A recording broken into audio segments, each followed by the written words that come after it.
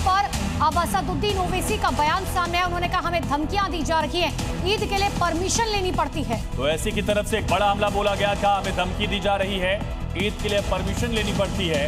असदुद्दीन ओवैसी की तरफ से बड़ा स्टेटमेंट।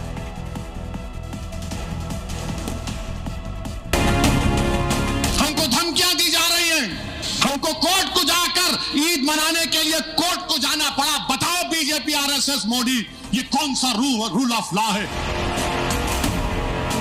दिल्ली में उत्तम नगर है, मैंने पिछले हफ्ते जिक्र किया था। अब उत्तम नगर में आरएसएस से वाबस्ता तंजीमें बोल रही हैं कि ईद के दिन ईद मनाने नहीं देंगे, फुला कर देंगे, ये कर देंगे। कई मुसलमान अपना घर छोड़कर चले गए उत्तम नगर से। कोर्ट को जाना पड़ा, दिल्ली हाई कोर्ट को जाकर कहना पड़ा ईद तो मनाने दो सुकून से, हम रोजेदार हैं, ईद तो मनाने दो हमको। ये नौबत आ गई भारत में। जो मोदी विश्व गुरु की बात करते हैं, 19 करोड़ 20 करोड़ मुसलमानों को ईद नहीं मना सकते हम खुशी से। हमको धमकियां दी जा रही हैं, हमको कोर्ट को जाकर ईद मनाने के लिए कोर्ट को जाना पड़ा। बताओ बीजेपी, आरएसएस, मोदी, ये कौन सा रूल ऑफ लॉ है? ये कानून।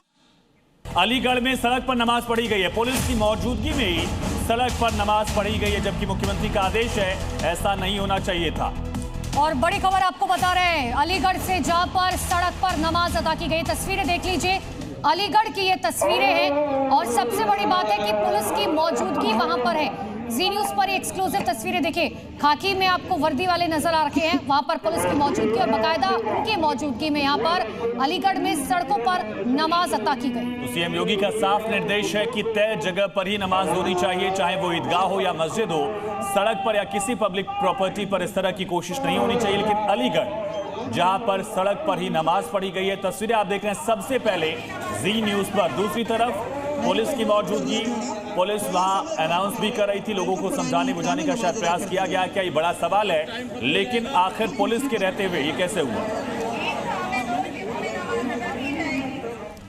तो ईद को लेकर यूपी में किस तरीके की सुरक्षा व्यवस्था है, उसकी अलग अलग तस्वीरें आपको दिखा रहे हैं। जिले भर में तमाम सुरक्षा के इंतजाम किए गए। 3 तस्वीरें आपके सामने, अलीगढ़, संभल, मुरादाबाद। पश्चिमी यूपी की 3 संवेदनशील इलाके अलीगढ़ से लेकर संभल और मुरादाबाद में किस तरह से ईद की नमाज हुई है या हो रही है, उसकी तस्वीर आप देखिए। अलीगढ़ में पीएसी तैनात थी, रैपिड एक्शन फोर्स को तैनात किया गया था और साथ ही पैदल गश्त भी किया गया। संभल अपने आप में सबसे इंपॉर्टेंट इस वजह से क्योंकि जामा मस्जिद के सर्वे के वक्त हिंसा के बाद से ही यहाँ पर लगातार इस तरह की तस्वीरें सामने आई थी। और अब ये देखिए ईद पर किस तरीके से अलर्ट है। अलग अलग तस्वीरें, गाजियाबाद, एटा, अयोध्या, सुल्तानपुर, फर्रुखाबाद, संभल, संत कबीरनगर और मऊ की तस्वीरें, जहां पर प्रशासन ने ग्राउंड पर मोर्चा संभाला हुआ था, लगातार फ्लैग मार्च किया गया था, मुस्लिम समुदाय के लोगों से बातचीत भी की गई थी और खुद बड़े बड़े अधिकारी ग्राउंड पर मौजूद थे। 20 कमेटियों की बैठक की गई, उसमें धर्मगुरुओं से बातचीत की गई थी ताकि माहौल शांतिपूर्ण बना रहे।